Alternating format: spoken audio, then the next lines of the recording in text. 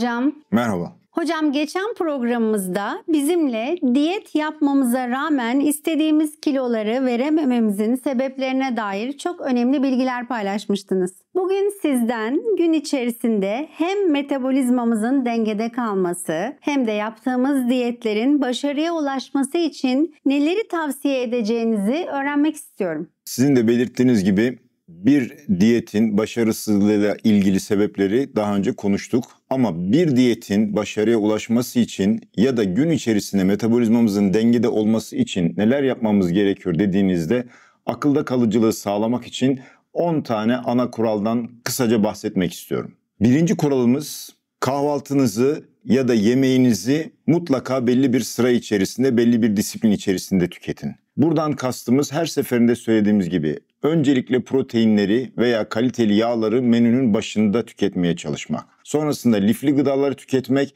eğer karbonhidrat tüketeceksek veya bir tatlı yemeği düşünüyorsak bunu yemeğin en sonuna saklamak. Bu bizim birinci kuralımız. İkinci kuralımız eğer bir öğüne ya da kahvaltıya protein ile başlama imkanımız yoksa o zaman mutlaka sebze türü lifli gıdalarla öğüne başlamak gerekir.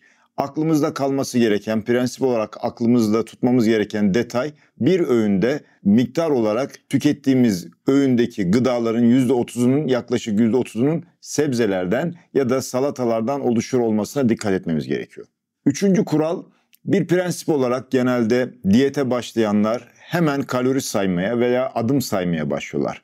Daha önce de söylediğim gibi mutlaka spor yapmak, egzersiz yapmak bir diyetin başarıya ulaşması için, kas kütlemizin gelişmesi için çok önemli. Ama kalori saymakla ya da adım saymakla diyette başarıya ulaşmak diye bir şey söz konusu değil.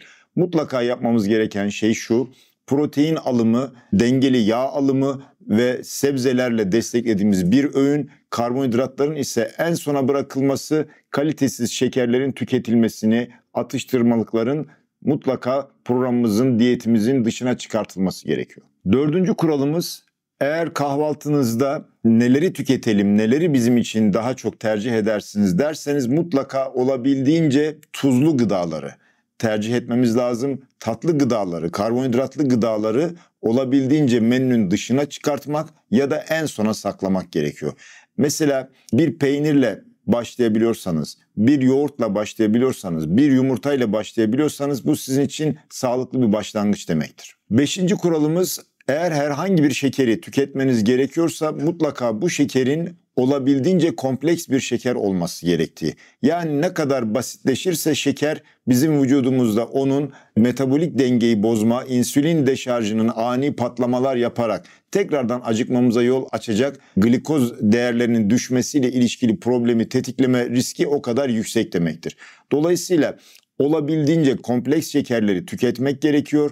Nihayetinde eğer herhangi bir tatlı yemek durumunda isek bunları da dediğim gibi öğünün sonuna saklamamız gerekiyor. Altıncı kuralımız şu: eğer tatlı canınız çekiyorsa bunu ara öğün olarak hiçbir zaman yapmayın. Mümkünse tatlılarınızı da öğünlerinizin hemen ardından tüketmeye çalışın. Yedinci kuralımız, bu herkesin çok da hoşuna gitmeyebilir belki ama özellikle sirke tüketimine dikkat çekmek istiyorum. Eğer tatlı atıştırmalıklar veya tatlı krizi gibi problemler yaşıyorsanız mutlaka öncesinde bir miktar sirke tüketmeniz sizin için faydalı olacaktır. Sirkenin tatlılardan önce alınması kan glikoz dengesinin daha iyi yönetilmesi konusunda %30 oranında daha başarılı sonuçlar verdiği bilimsel bir gerçek. 8. kuralımız, yemeklerden sonra, öğünlerden sonra mümkünse eğer hareketsiz kalmamaya çalışın. En az 10 dakika dahi olsa bir yürüyüş yapmak, ev içerisinde hareket etmek, ortalığı toplamak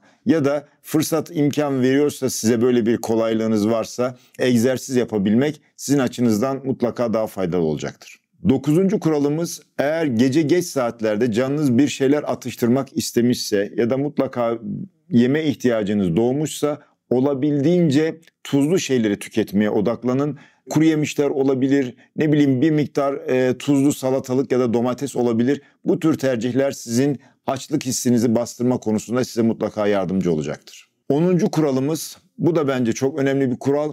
Eğer ekmek tüketiyorsanız ekmeği doğrudan ekmek olarak değil, onu mesela üzerine bir miktar protein, ya da kaymak veya tereyağı sürmek şeklinde veya zeytinyağı üzerinde gezdirmek şeklinde yağa bulayarak tüketirseniz o karbonhidrat kategorisinden çıkıp bizim için artık yağ veya protein ağırlıklı bir gıdaya dönüştürecektir. Bunu kabaca karbonhidratlarınıza mutlaka bir protein veya yağ giydirin şeklinde de özetleyebilirsiniz. Hocam, anlattığınız kurallar içerisinde dikkatimi çeken bir şey oldu. Sıklıkla tuzlu gıda tüketimini tercih etmemiz gerektiğinin altını çizdiniz. Bir kardiyolog olarak tuzlu gıda tüketimi bu kadar rahat olabilir mi sizce? Evet, bu hatırlatma için çok teşekkür ediyorum gerçekten. Özellikle şunu bilmemiz gerekiyor ki normalde vücudumuzdaki metabolik dengenin en önemli parametrelerinden birisi de vücudumuzdaki mineral dengesini koruyabilmek. Biz eğer tuzla ilgili, tuz alımı ile ilgili bir problem yaşıyorsak bunun en başına gittiğimizde gördüğümüz veya dikkat etmemiz gereken husus bizim glikoz metabolizmasıyla, insülin metabolizmasıyla ilgili yaşadığımız bozuklukların aslında hipertansiyon dediğimiz probleme yol açtığı gerçeği. Dolayısıyla eğer siz hipertansiyonla ilişkili, kalp yetmezliğiyle ilgili, koroner arter hastalığıyla ilgili, böbrek yetersizliğiyle ilgili tuz alımının mutlaka kısıtlanması gerektiğine dair özel bir endikasyon, özel bir tavsiye, özel bir uyarı almadıysanız tuz tüketimi konusunda tabii ki aşırıya kaçmadan, abartılı olmadan mutlaka günlük tuz alımı konusunda rahat ya da esnek olabilirsiniz. Biz bununla ilgili limiti size günlük maksimum 8-10 gram şeklinde açıklayabiliriz. Ama bizim atıştırmalıklarımızda olsun, gün içerisinde tükettiğimiz ister kuru yemişler olsun, ister tükettiğimiz salatalar olsun, bu limitlerin içerisinde kalmak şartıyla tuz alımı bizim vücudumuz için temel bir ihtiyaçtır. Dolayısıyla bir kez daha üzerinden geçiyorum.